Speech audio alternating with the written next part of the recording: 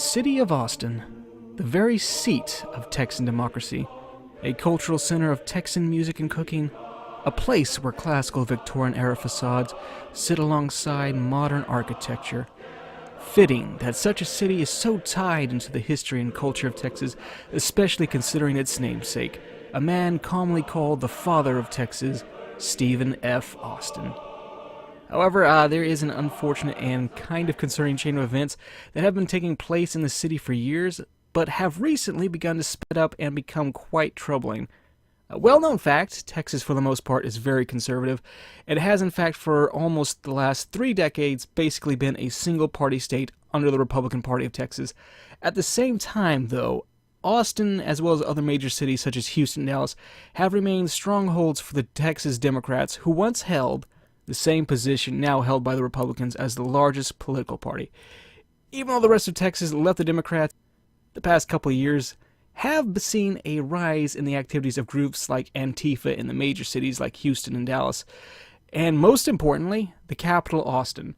Now a new group has seemingly entered into this increasingly concerning situation, the Austin Equity Office, a department of the city government whose stated job is to, quote, provide leadership, guidance, and insights on equality in order to improve the life of Austinites. Sounds good, right? Yeah.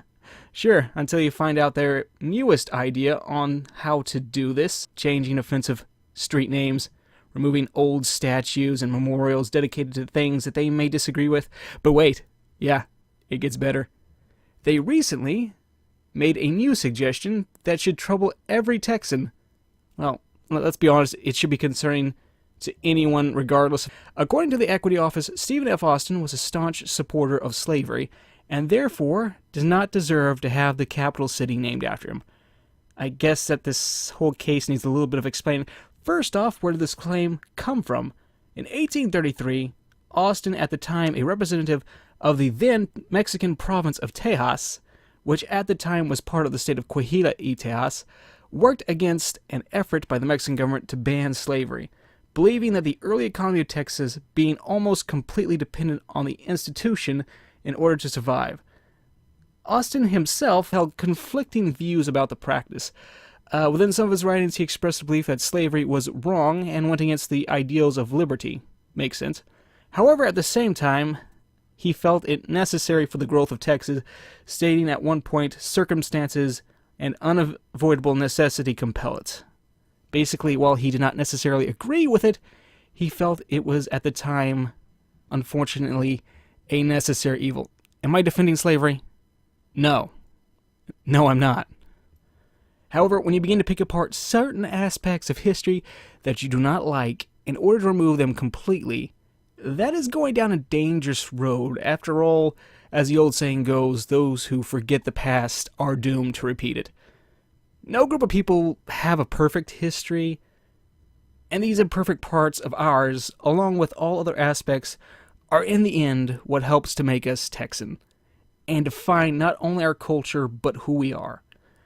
Now luckily, the idea of changing the name of the city would be extremely far-fetched, as it would require a city-wide vote, and also the city government itself doesn't seem too keen on the idea of changing the name, with the spokesman recently coming out and saying no one sees this as an attempt to change the city name. However, the possibility of the historical revisionists suggesting a name change seems a little troubling to me, as I hope it does to just about everyone.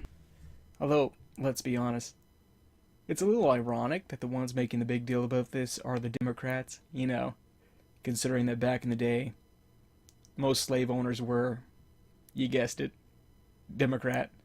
Hey, but let's look on the bright side, though. At least other historical Texan sites don't have to be worried about this kind of overreach